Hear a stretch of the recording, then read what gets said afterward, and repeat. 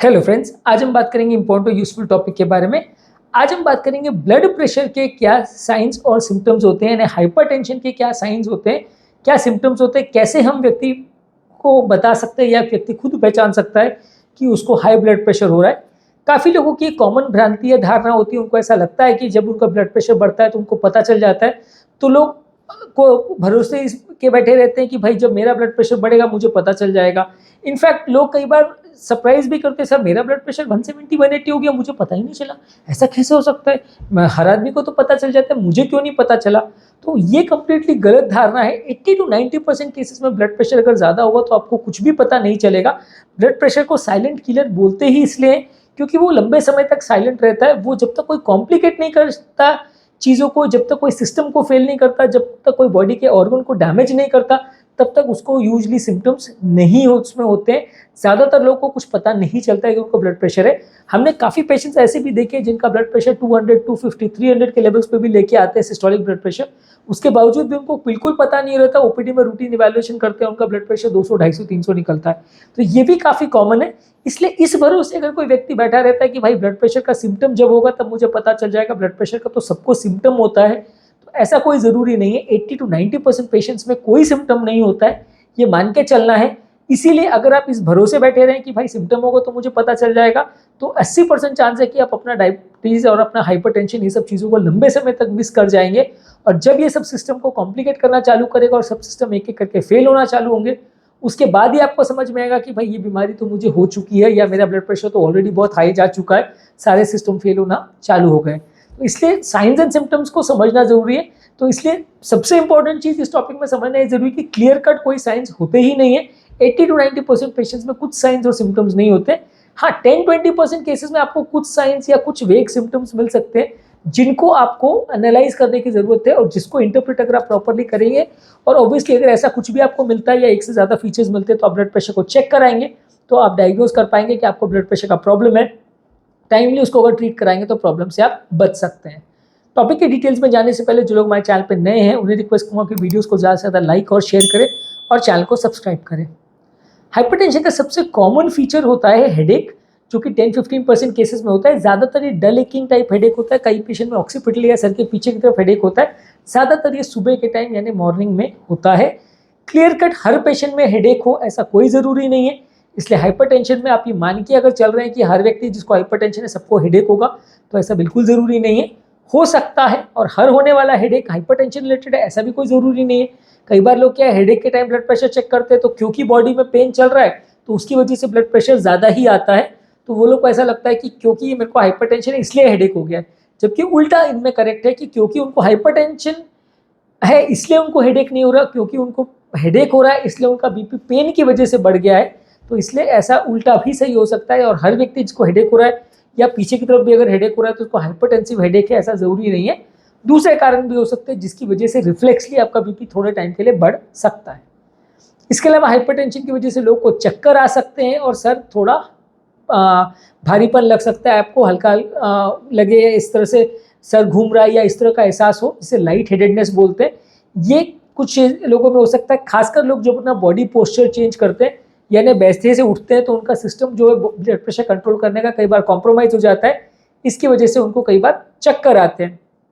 इसके अलावा कुछ लोगों को धुंधला दिखता है, ब्लर विजन दिखता है। ये हाइपरटेंशन जब आंखों को अफेक्ट करता है और आंखों का प्रेशर बढ़ाता है या रेटिना में प्रेशर क्रिएट करता है तो उसकी वजह से लोगों को कई बार धुंधला दिखता है। कुछ लोग को बहुत कमजोरी या वीकनेस होती है। लंबे समय तक अगर लोग को हाइपरटेंशन का प्रॉब्लम हो तो इसके लिए लोगों को कमजोरी या वीकनेस हो सकती है। हालांकि ये बहुत वेग सिम्टम है, बहुत नॉन स्पेसिफिक सिम्टम है। कमजोरी तो किसी को भी लग सकती है, ज़रूरी नहीं है कि हर व्यक्ति जिसे कमजोरी लग रही है उसको हाइपरटेंशन का ही प्रॉब्लम है, पर ये कारण इसका हो सकता है।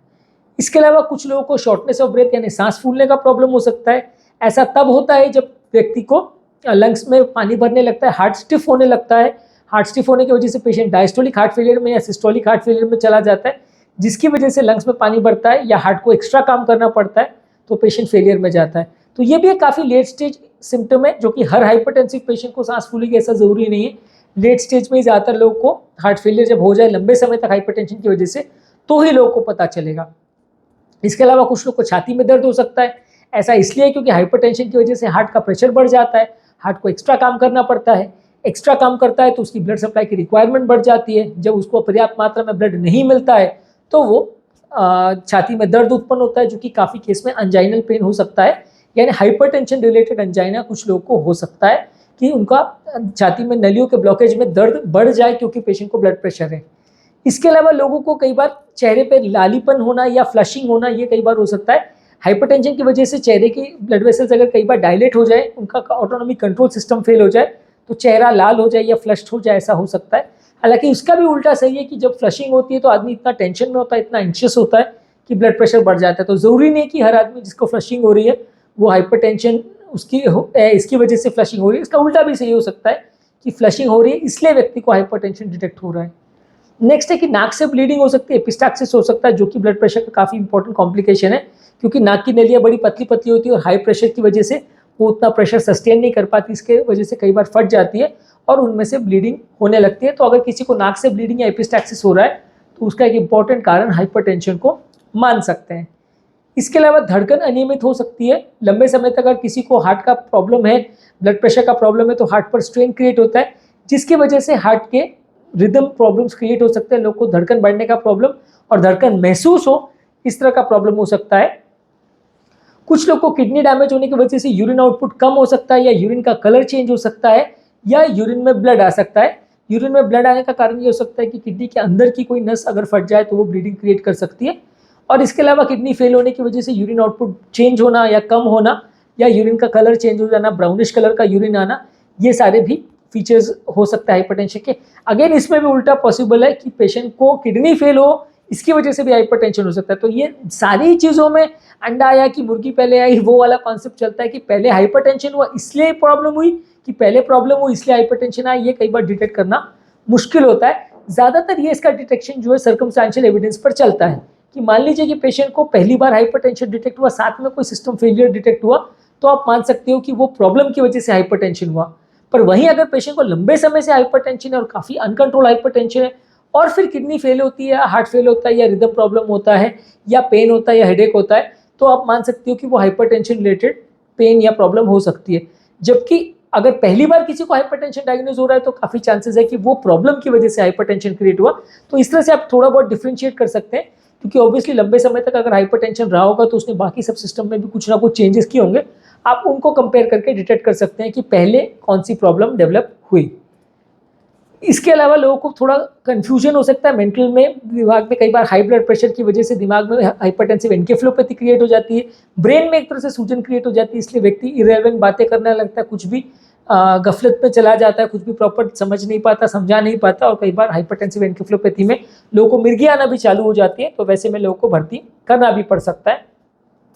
इसके अलावा हाइपरटेंशन की वजह से अगर किसी को किडनी पे थोड़ा असर हो तो किडनी में से प्रोटीन छनने लगता है, इसकी वजह से पूरे चेहरे पर सूजन आ सकती है। इसका बेसिकली कारण हाइपरटेंशन इंड्यूस किडनी प्रॉब्लम है। ये भी हाइपरटेंशन का कोई अर्ली सिम्टम या साइन नहीं है। ये सारी चीज़ें भी लंबे समय तक अगर हाइपरटेंशन चलेगा तो ही देखने को मिलेगी। और इसके अलावा कई बार हाइपरटेंशन की वजह से लोगों को हार्ट अटैक वगैरह क्रिएट हो सकता है, हार्ट की प्रॉब्लम्स हो सकती है, हार्ट की कॉम्प्लिकेशन हो सकती है, जिसकी वजह से छाती में दर्द और सांस लेने में तकलीफ हो सकती है। तो हाइपरटेंशन के कॉम्प्लिकेशन में ये भी आता है कि लोगों को जो है हार्ट रिलेटेड प्रॉब्लम्स और हार्ट अटैक का प्रॉब्लम्स ये सब बढ़ सकता है, इनका रिस्क बढ़ जाता है। तो बेसिकली हाइपरटेंशन है तो एक मल्टी सिस्टम डिसऑर्डर। ज़्यादातर केस में ये सिम्टोमेटिक होता है, खाली 10 to 15% केसेस में इसमें कोई सिम्टम्स मिलते हैं, और ज़्यादातर जो सिम्टम्स मिलते हैं वो बड़े वेग होते हैं कि सर दर्द हो रहा है तो सर दर्द तो कोई भी कारण से हो सकता है, चक्कर हो रहा है तो चक्कर कोई भी कारण से हो सकता है, आंखों में धुंधलापन दिख रहा है तो कोई भी कारण से हो सकता है, सांस फूल रही है, छाती में दर्द हो रहा है तो कोई भी कारण से हो सकता है। हाँ, आपको साथ में बीपी चेक कराने की जरूरत है कि कहीं ये ब्लड प्रेशर की वजह से तो नहीं है। ऐसे टाइम में अगर ब्लड प्रेशर की रीडिंग ज़्यादा आ रही है तो आप कोरिलेट कर सकते हो कि ये ब्लड प्रेशर से रिलेटेड हो सकता है। कंपलसरी नहीं है, आपको सर्कमस्टेंशियल एविडेंस को सारे इकट्ठा करके फिर हिसाब लगाना पड़ेगा कि ये प्रॉब्लम ब्लड प्रेशर की वजह से है या ब्लड प्रेशर सिर्फ इंसिडेंटल फाइंडिंग है, कोई और प्रॉब्लम है, बीमारी कहीं और है। ये जानना और समझना इसलिए भी जरूरी है कि कई बार आप सिर्फ ब्लड प्रेशर को ट्रीट करते बैठे रह जाओगे और प्रॉब्लम ब्लड प्रेशर की थी ही नहीं, कोई और प्रॉब्लम थी जिसकी वजह से क्रिएट हुआ। तो वो बीमारी को जब तक आप ट्रीट नहीं करोगे तो ब्लड प्रेशर भी लॉन्ग टर्म ठीक नहीं होगा। तो आज के टॉपिक में हमने बात करी ब्लड प्रेशर के साइन और symptoms and rather the absence of symptoms जो ब्लड प्रेशर रिलेटेड होते हैं, कि ब्लड प्रेशर वाले पेशेंट को ज़्यादातर को सिम्टम्स ही नहीं होते, जिसको हमने आज डिस्कस करने का समझने का प्रयास किया। जो लोग हमारे चैनल पे नए हैं उन्हें टॉपिक एंड करने से पहले रिक्वेस्ट करूंगा कि हमारे चैनल को सब्सक्राइब करें, वीडियोस को ज़्यादा से ज़्यादा लाइक और शेयर करें, और जो लोग हमारे चैनल पे हाइपरटेंशन रिलेटेड वीडियोस या कंटेंट देखना चाहते हैं तो हाइपरटेंशन संबंधित हमारे चैनल पे बहुत सारे वीडियोस हाइपरटेंशन के प्लेलिस्ट में अवेलेबल है। इसका लिंक और इंपॉर्टेंट वीडियोस का लिंक मैं आई बटन और डिस्क्रिप्शन बॉक्स में छोड़ दे रहा हूँ, आप उसे डेफिनेटली चेकआउट करिए, तो आपको काफ़ी कुछ नया सीखने को मिलेगा।